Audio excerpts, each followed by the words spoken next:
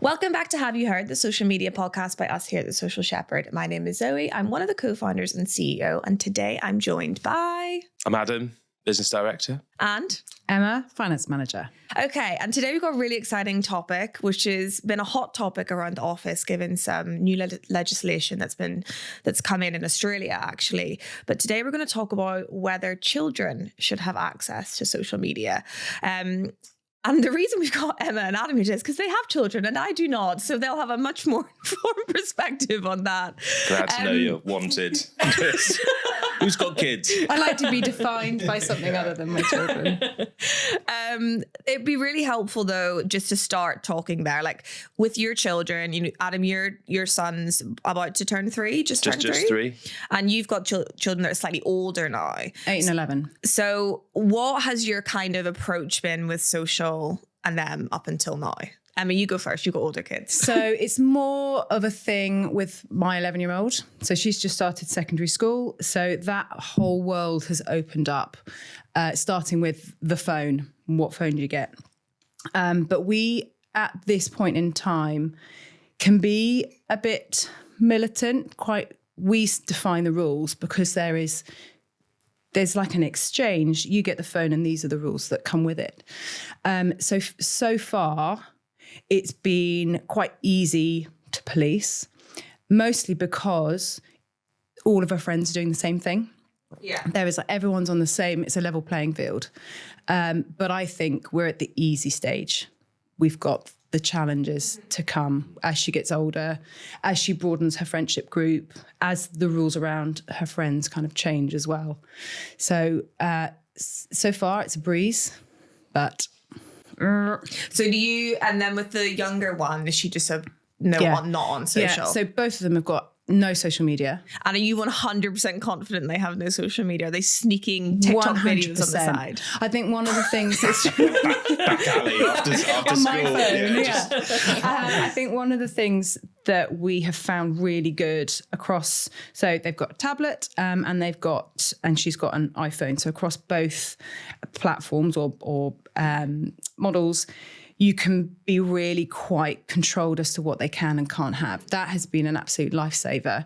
And even being able to manage that as a family, my husband can manage it in the same way that I can. That if we didn't have all that in place, I think it would be much harder to police and control. So that's definitely helped us out. And what about YouTube? Because I guess that's kind of in a different category. Like you're more likely to go on YouTube than you are like TikTok or Instagram on a browser. So that kind of opens and there's kids YouTube. Yeah, so they've got kids YouTube on the tablet. And I think I have actually blocked YouTube on. So she's got Safari on her phone and she can go on that for, I think it's 5 or 10 minutes a day. Like it's locked. It is locked down. But that's savage. Because I love it. It's because I can. Can you control my social media usage as well? Yes. And no phones upstairs. That's the other rule.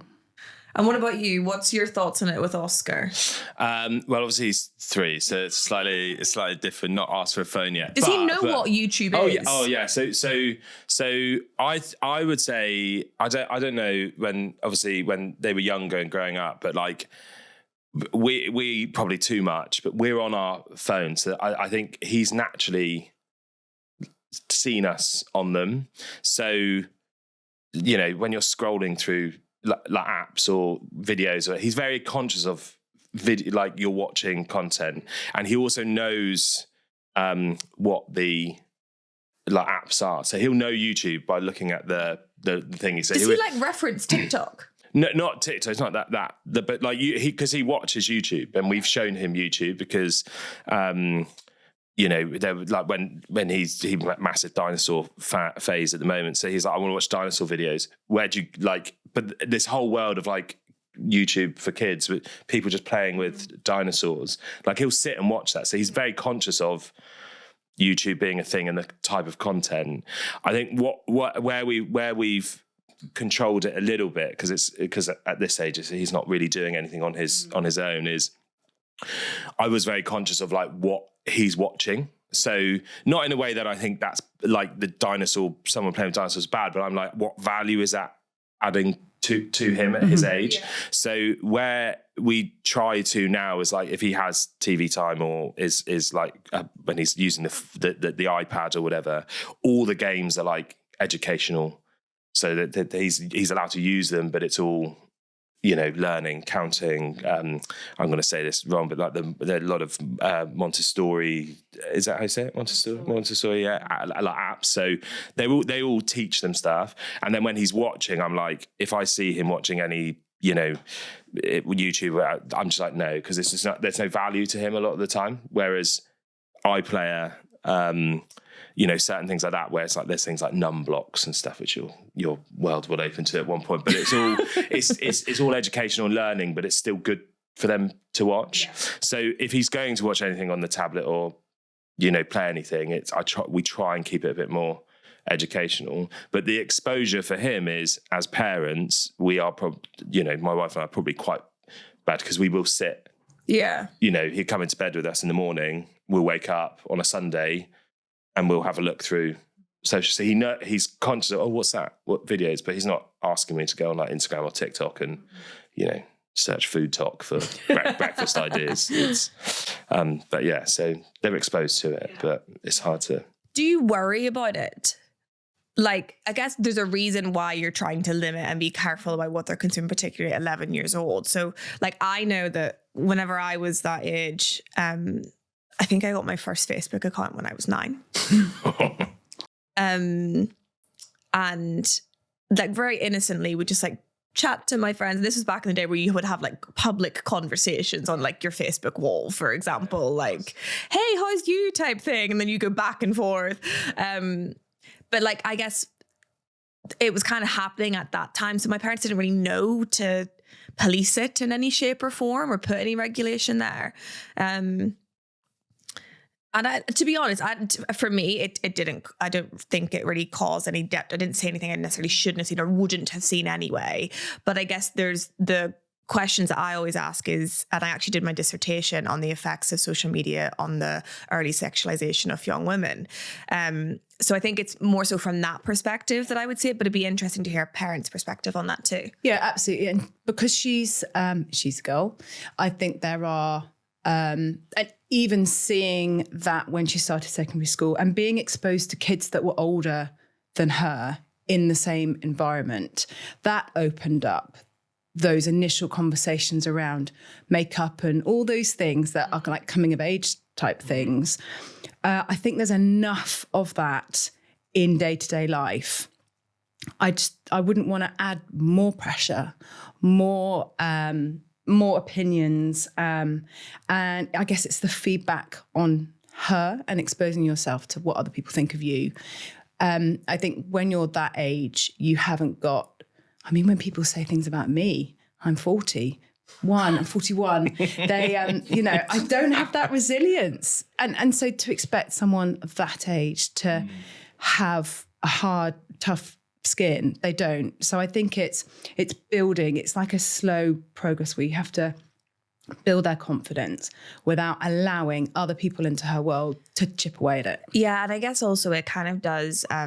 I take back what I said. I think one thing that can be detrimental is what you said is about confidence. Like you kind of get into, if you use it so young, you get into a habit of just consistently oversharing. Yeah. And then you have to learn the hard way that some things aren't for public consumption. Completely.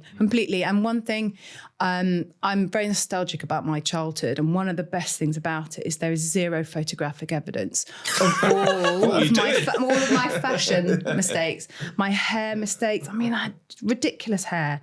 And there is no evidence of that apart from in a shoebox in my attic, photos.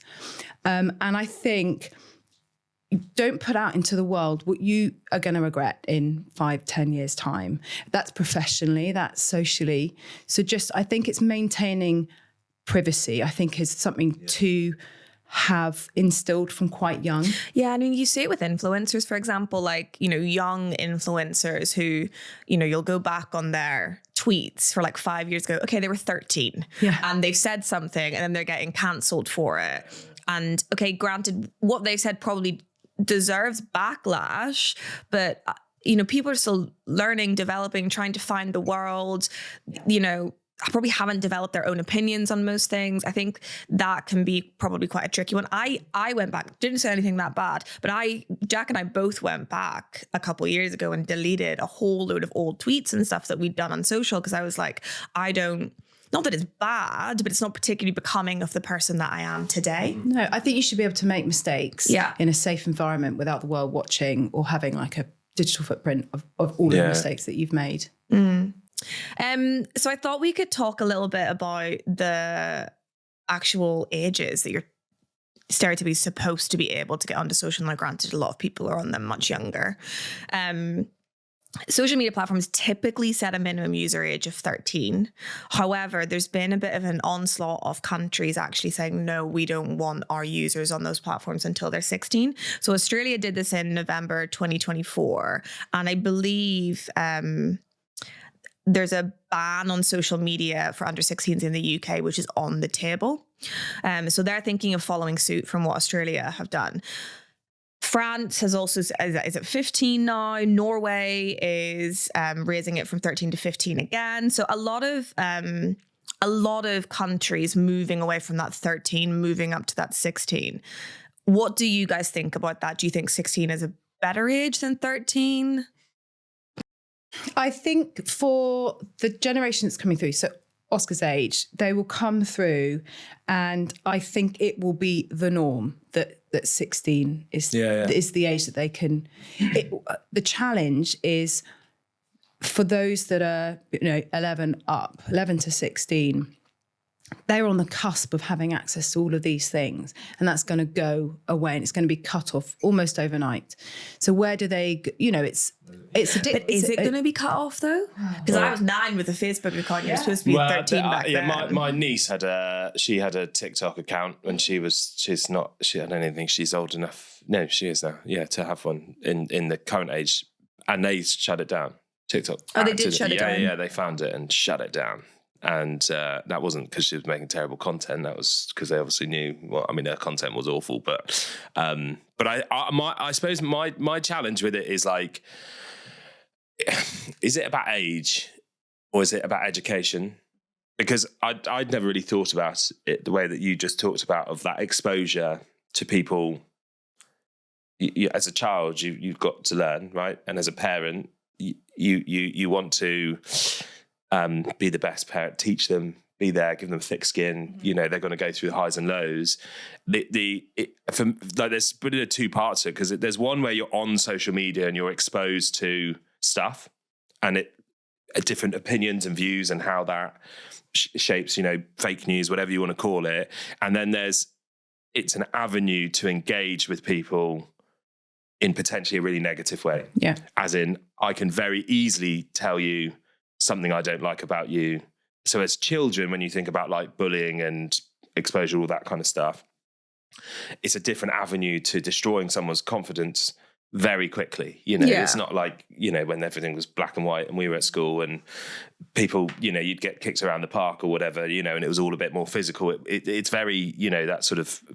So I suppose the question is like, you can raise the age all you want, but is there education around what social media is? That what's missing potentially from, like, as part of, I'm not saying you put it on a curriculum, but like, well, I think it should be.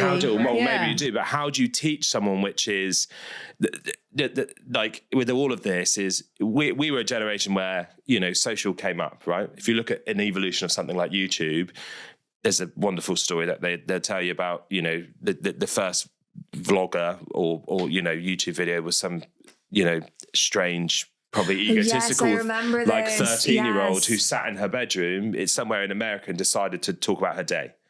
And that gave birth to this whole, what a psycho to sit in your room, and do that and think people care about what I've done at school. Like, but that in of itself, that confidence gave birth to potentially, and then it evolves over time. My point being is, with all of these platforms, we had no idea what they were. We're learning, we're constantly learning what they can be used for and what the benefits. So I think now at a point where if children are going to have access to it at some point, it's is there a case to say, well, actually, let's educate them on the benefits of how it can be used positively, as opposed to constantly thinking we must raise the age because it's bad, this bad, because that automatically gives me a sense of I kind of want to do it. Also, how they communicate with each other. Because I remember Olivia Neal, who you've worked with before and who's from Belfast, she's an influencer from there. I was watching an interview with her, and she started just posting random YouTube videos at 13, 14. She was in secondary school. And she mentions, like, I just thought it was really fun, but she did hear people at school be mean to her about the fact that she was doing it. But that tends to come from a place of jealousy because someone's doing well somewhere. But I think it's actually a really admirable thing and it shows a lot of confidence from a child to go, do you know what? I'm going to put myself first and foremost. I'm going to put my hand up for the role in the school play. Do you know what I mean? That shows a lot of confidence. And, there are some things that should be private and some things that shouldn't be on there, but it's actually the issue how they're communicating with each other and how that's being received. Like, it's more so about, like, how do you teach people the morale or like moral understanding that, like, actually being mean to someone online has this effect on people. Yeah, absolutely. Because the words that you say, you can understand tone and all these things that you learn to pick up. But when you're reading words that are written down, you decide on the tone of that message, and you can make that message as positive or as negative as you like. So I think that I would always encourage people to communicate in person, but to also understand if you're reading something, you need to make sure that you're clear on what you mean. Yeah. I think that should be added to a curriculum, like actually how children can effectively digitally communicate with one another, because we even see it, like, that's an ongoing issue for all work. That's a bit dramatic, but it's an ongoing thing that, you always say to someone, they don't know the tone that you're writing that email in. And that's been going on for years now at this point. But we're only going to get more digitally focused realistically, with remote working being a larger thing and us moving into some spooky times. I actually do think that teaching people how to effectively communicate on paper, even if it's digital paper, would be a good thing. Yeah. I think the other massive thing is social media as a source of news. And I think, so when you're at school, and I can't remember what age you start doing it, but being able to critique something you're reading and research it and being able to validate and verify what you're reading. I think if people are getting news from social media, it's all coming through an algorithm. You'll be given one version of that news. You need to be able to fact check. You need to know how to fact check. You need to know where to get other sources. And maybe part of like media literacy at school is about learning that, but learning it earlier and in the context of in a digital world. Will you end up in? Sorry, Adam, you go ahead. Well, no, I think that was just that was the next bit of like that education, because also like if you think YouTube Kids, right? Mm-hmm. You can it's easy. It's sort of easy for platforms to an extent. I don't know the back end of it, but like to block content. Mm-hmm. So part of it is like the challenge and stuff that I understand and read is it's children's exposure to content that maybe they shouldn't be seeing, because how do you filter it out? So having TikTok for kids, which you almost streamline or whatever, gives them access to a platform which inevitably at some point social media is going to be part of their lives. The same way, some schools do all of their work on iPads. That you can't get away from it because that is the way the world is moving.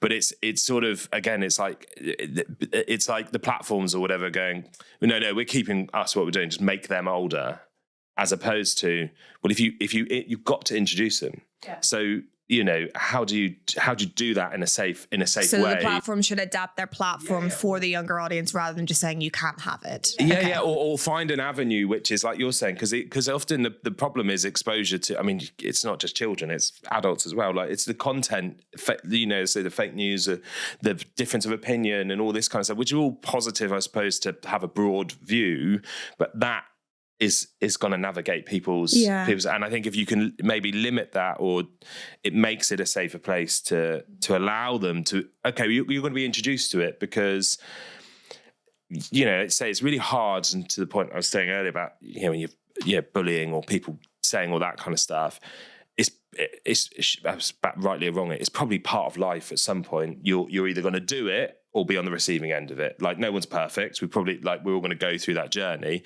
Social doesn't necessarily help that, but I would be reluctant to want to not allow Oscar or whoever to be confident enough for him to go, I want to make a video and I want to do this, and allow him to fail or do a video which, is not like, you've got to have the platform. Yeah, I mean, you can't to do it, but mollycoddle in a digital if you're saying like, it's older, they're gonna, this is, well, it's like and alcohol. I think it's just It's not like it's 15 they're probably years going old. to drink older than 18 or 21 in the US. But I'm sure as a parent, when I get to that point, I'd much rather at 15, 16, allow my son to have half a beer with me than different podcast topic. You're on the wrong podcast. But do you know what I mean? Like, I'm saying more about like the controlling of social. Like, I'd rather them do it in a controlled environment, allow that freedom. Yeah, I think to take it, and I completely agree. I think to take it on like a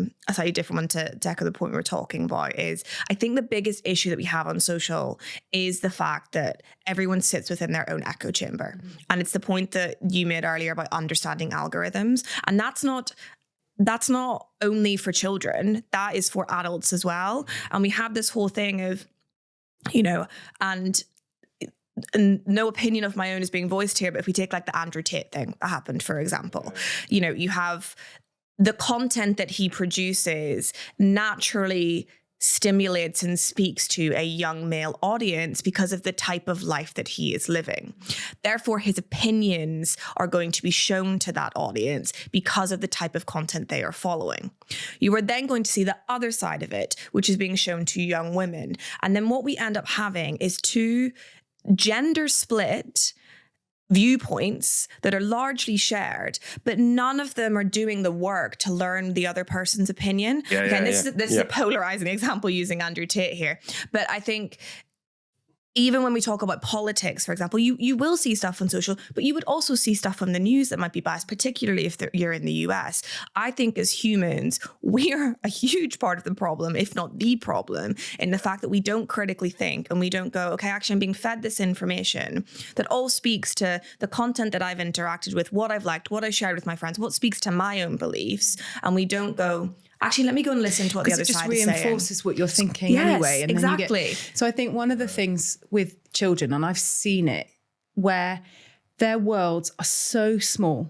So they start with the concept of their house, and then you introduce them to where you live. And then they still have no idea. You start going on holiday, they understand that there's a world beyond. But they have absolutely no concept of the size, the scale, the breadth of opinions, the privilege that we have in this country and the society that we live in.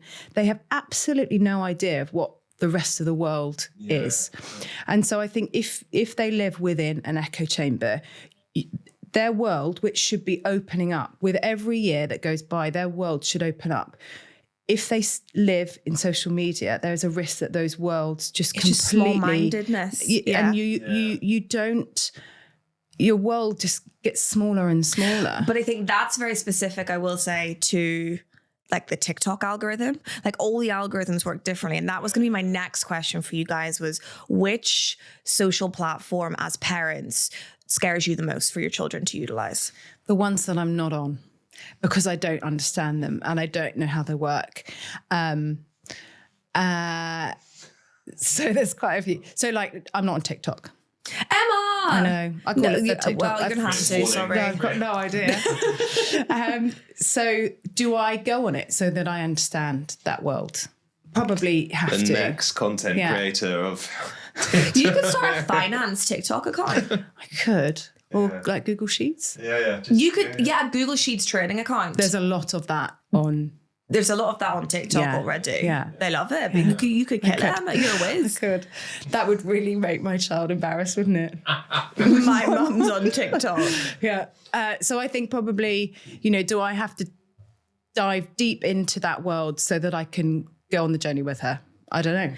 I think it's an interesting one because I know people obviously go for TikTok whenever they talk about this because it's been the one that's, you know, had the most sort of PR about being sort of potentially damaging to children. Honestly, like it has an older demographic now, but X to me is pretty dangerous. Like it's completely unpoliced and uncensored. Yeah, I mean, but I think you Zoe raised a really great point around it's like it's more to me about like the critical thinking. Yeah, nobody's taught to do that. And I think, and we I think, don't do like, it as adults. How can we expect kids exactly. to do it? And I think that in of itself is like, again, we're not going to solve it here in this room, but like that for me questions if the world is moving into a space of social media and these things are happening. Is education catching up with the new ways of thinking and then therefore that is the platforms are one part of a bigger piece, which is, you know, X again is I love Twitter. I just sort of a bit of a voyeur on it and read stuff, but like I don't believe everything that's on there, but it piques my interest to be like, oh, I might go. But but naturally, as I suppose as a strategist, I'm always asking a question because I always want to know more and try and have an answer because or at least get to a point. But that I never learned critical thinking at school. Like, so I think it's part of that journey, which is you're going to be exposed to a lot of stuff. It doesn't matter if it's like you're right or they're wrong or what they're like. Just try and understand it more and have a but view. Also do like your research. Yeah, like that's what I mean. Like, before you have a strong opinion on something that you see on TikTok. Or just instantly share something. Yeah. Like, take that. But it takes time and effort. That's less about the platform and more about what you're teaching. Yeah, no, young children and getting them to understand. If you, it's almost if you're going to have if I'm now going to let you have this opportunity to go on or you know on TikTok or social, here's a few guidelines. You know, yeah, we can set some time limits and content, whatever. But I'm also going to teach you to understand this. Yeah. If I say this and you don't agree with it, that's fine. Or if you do agree with it, that's okay. But it's worth doing a bit of fact checking or research or trying to before you before you protest, make an informed opinion. It's just building informed opinions. That's all it is. If you think like what's happening in the States, there's a whole like wave of that population that are not kids that are making assumptions. They're not fact checking. You know, they're the people that need critical thinking. It's the adults, not the kids. We're the problem, not the kids. I'm the drama. I think one thing I wanted to just mention on platforms specifically was I think the tricky thing is that we've got so many different types of social platforms. So you've got your X, your Threads, your Blue Skies, your Instagram DM, for an example. That's a very community driven, like you're having conversations with people. Reddit, for example.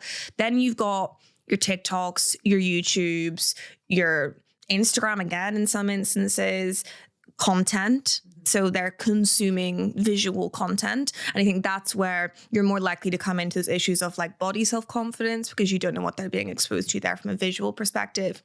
But then we get onto our different platforms. And then we've got Snapchat and Pinterest are the two very interesting ones, I think, to discuss because Snapchat is a closed platform for the most part. So even if your children were on Snapchat, you wouldn't be able to see the conversations that they're having.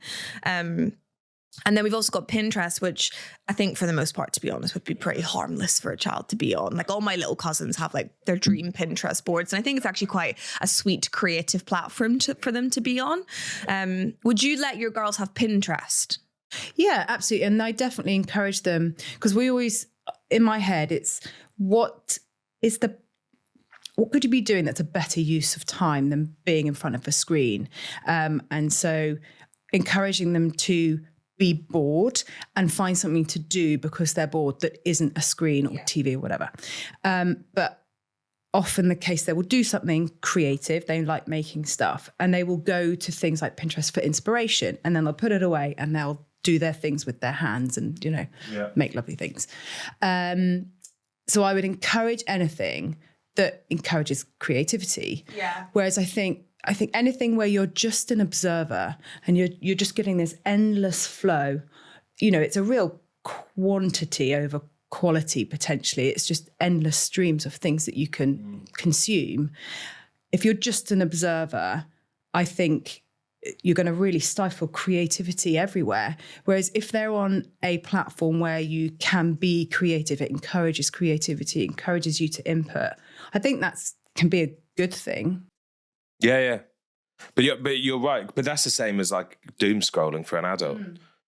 Like when you contextualize it like that, what is it inspiring? What is it? I suppose there's a part of it which is it's escapism, right? If you want to just sit but actually, I don't think nobody really uses social that way. You've almost got like your creators and then just your observers who just sort of sat and you just get absorbed into it, and then you're just platform. I think social just becomes so complicated, and social used to be one thing, and now it's 6 different things. So it's not even one channel on its own. It's like 5 marketing channels in there.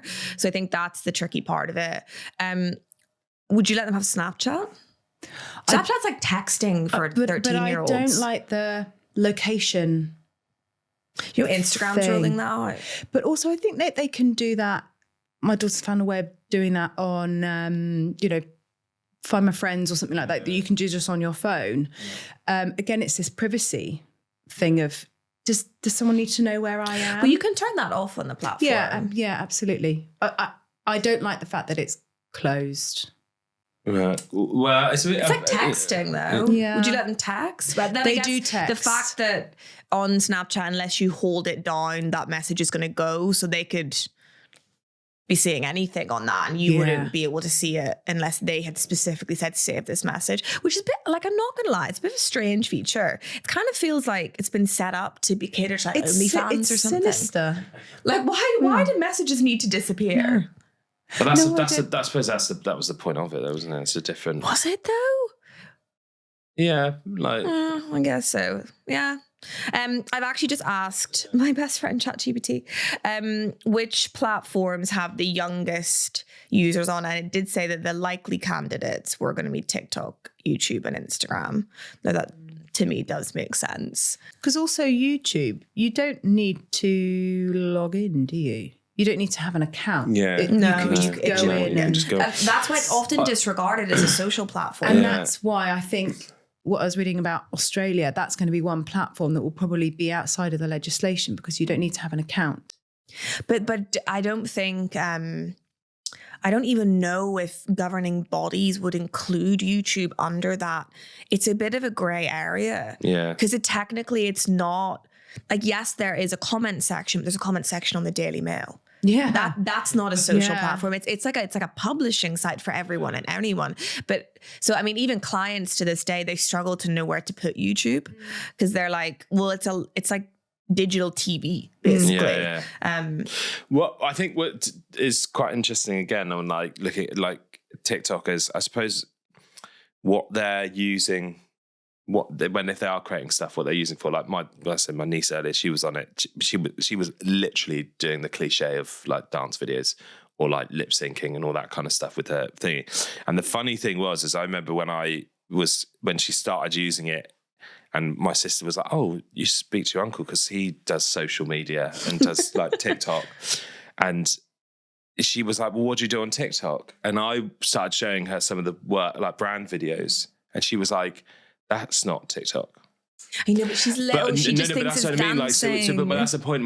Their entry as well is slightly different. Like there's a naivety to when they go into these platforms of what it actually is. Like that we obviously see it from a broad scope of, we know that there's this wide range of content that sits on there. But I think when they first step into it, it's just it is just a platform that I can do dancing on and follow Taylor Swift, and do you know what I mean? Like it's not there's probably a different view to what they have. The problem is that it then becomes the exposure, which is it takes one video which pops up on your For You or whatever, which they go, "Oh, that's interesting, what's that?" And then like the algorithm, all of a sudden it's like, "Oh, well, you're into this now," and then that's how quick you will almost sort of get like warped and changed. I think the other thing that we actually haven't talked about on here is that, but also I guess social does, particularly if accounts aren't private, that and this is going down a very dark route right now, but like that gives access to anyone to be able to reach that child. Yeah. There is So- much more education in schools around that now, Yeah. like internet safety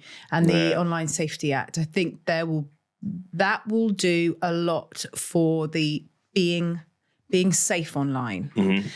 Do you think children are more clued up than we maybe were 10 years ago about, oh, this random human is messaging me, I probably shouldn't engage with that?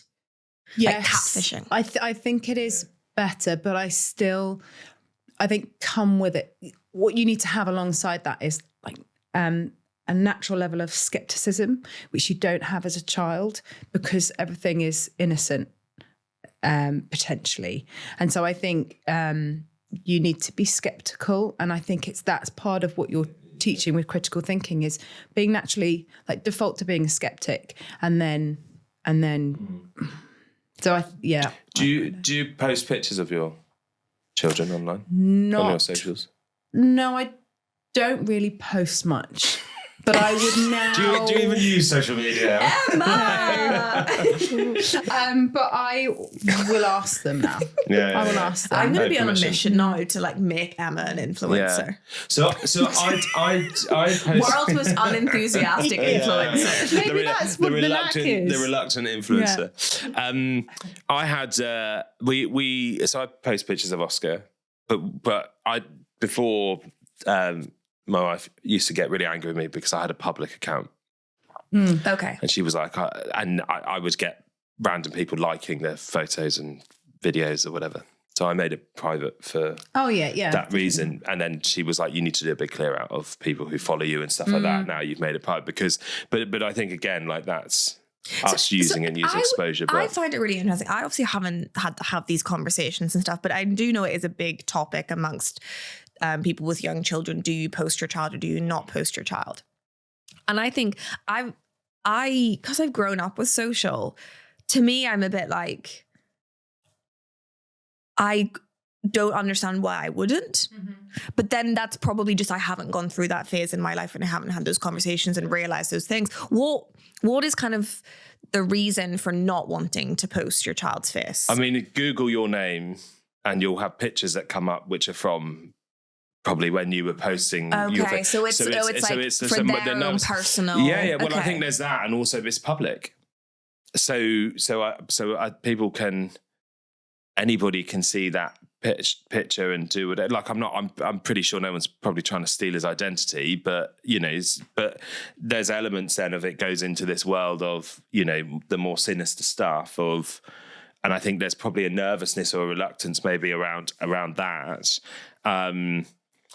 But again, like I think it's just on the air of caution and exposure. Well, I guess it's also kind of in the same way like celebrities, they had that whole law that got passed about paparazzis taking pictures of their children and stuff. So it's just protecting their It's your right, digital right to be like, do It's I your want to be in the decision. public space Yeah. or do I not want to be in the public space? So we get asked, their school have asked, and the various clubs that they do, are we happy for them to use pictures of our children on social media? And interestingly, I've said yes, because, but I've checked with my husband and I'll check with the kids and they're happy with it. For example, my youngest does a drama thing. So if she gets given whatever performer of the week, it will go on there and she'll be there with her certificate. And I think she takes a lot of pride in that because it is, you get that recognition. It's interesting with the school, there'll be a picture of something they're doing at class, and then you'll see 2 or 3 faces where they've got an emoji over their face because the parents haven't been given permission to have their children's photos. So they just look like that. One's an elephant. Yeah. But there is a real mix. But I think it's all innocent. I'm not putting pictures of my children, in situations where they would be mortified I had done it. It's all very considered and it's done with kindness. I guess it's also thinking like before I put a picture up of my friends, for example, if I don't think they'll like it, I'll say, would you mind me putting this up of you? It's just like being kind and considerate of how you post other people. Like, It's a blend as well. This is an odd example, I suppose, but photos and things. But like kids, so we went down to Cornwall for holiday, and Oscar we were on the beach, and we were getting he was getting changed, and then he was running around on the beach naked, and then he went into Rockpool, and we took a picture of him because he started having a wee in it. It was quite funny, and then I'm like, and then it got put on one of our stories, because it was a funny video. We sent it to a few people, and someone was like, we covered everything up. And I was like, I don't know why I'm now making an effort to cover, because he's just been running around a very busy beach, completely naked.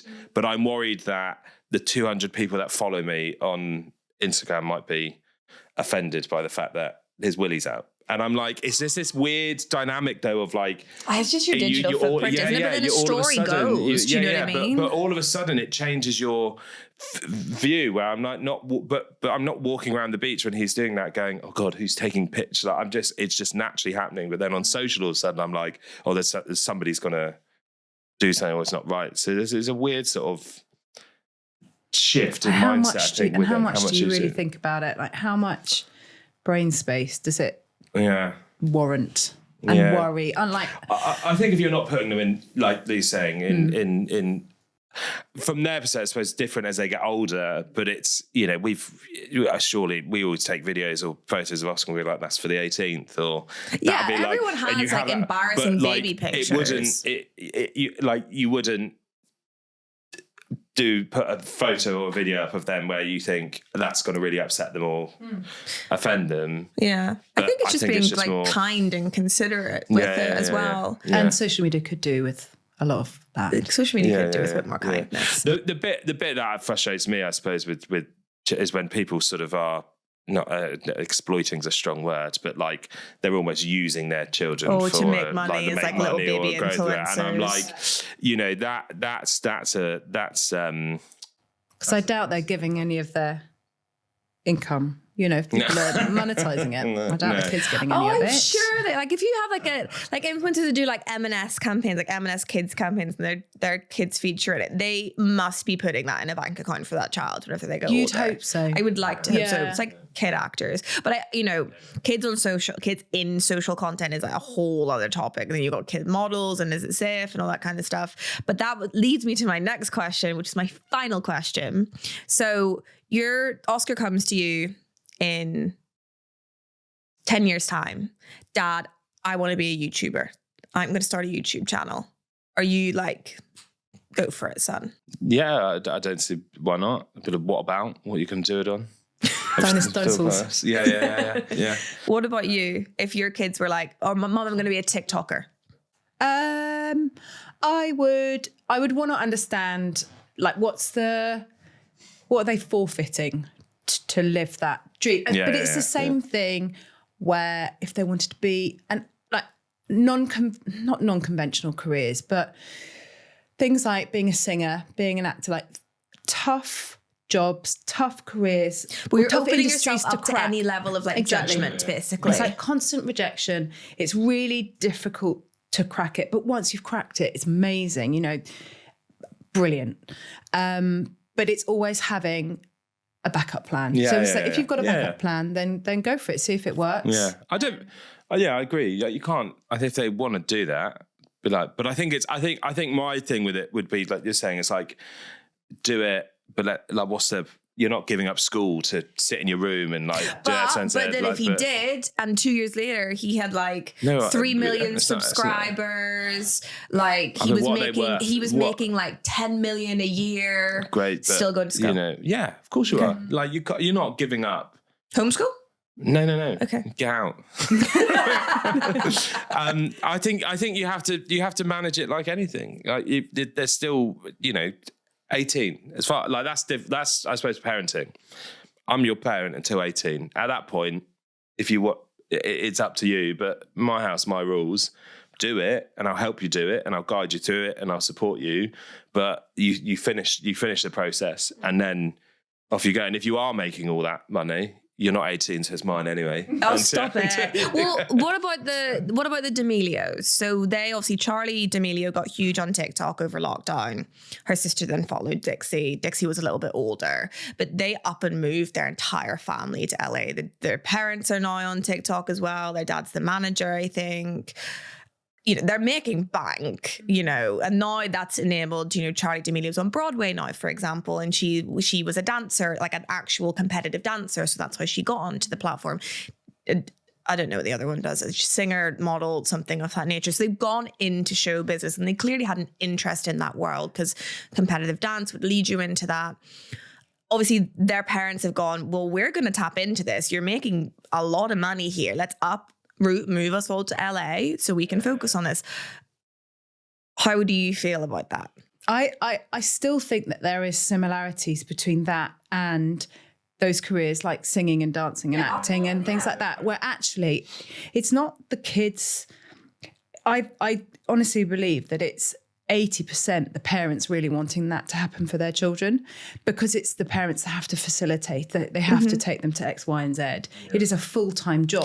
Well, it's like Taylor Swift moving to Nashville to pursue music whenever she did. And Emma Watson, I think it was Emma Watson. Bobby Brown, what's her name?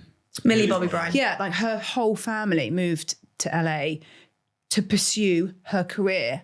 And so it's the same thing. It's just another one of those careers where it is a whole family investment to make that happen. And I guess, to be fair, you're right in that comparison, because if we look at Hollywood, for example, all the dangerous stuff that you can be exposed to in that world, you can be exposed to dangerous stuff on social. It's just a different type of danger.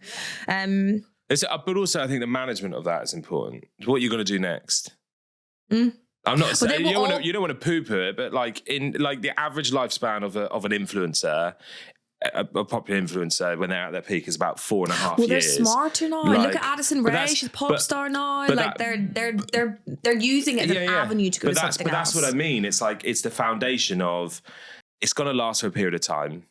What do you do next? Yeah. How do you build it in? It's like when you to be a professional footballer. You're not going to do that forever. You then go, there is life after that. In behind the scenes, if you're going in, I mean, what's it? Casper Lee, what great example, was a YouTuber, started a company, influencer, and is now one of the biggest influencer businesses in the world. That's like, I think that's the layering bit of education, which is go and do it, but at some point, you know, Charlie, you're not going to be a pretty 21-year-old where the world wants you. What's next? Oh, maybe the dance school, maybe this, maybe whatever, where you're building an empire. That's also just life, though, as well. Like sometimes things don't serve you anymore, and you have to move. So don't just sit in your room gaming. Think about what. Yeah. And I think it's that you're still going to, you know, whether it's normal schooling or whatever. Like, I think it's just having do it, but what's where are we going with it? What more can we do? Like, how can you think differently about what you're doing?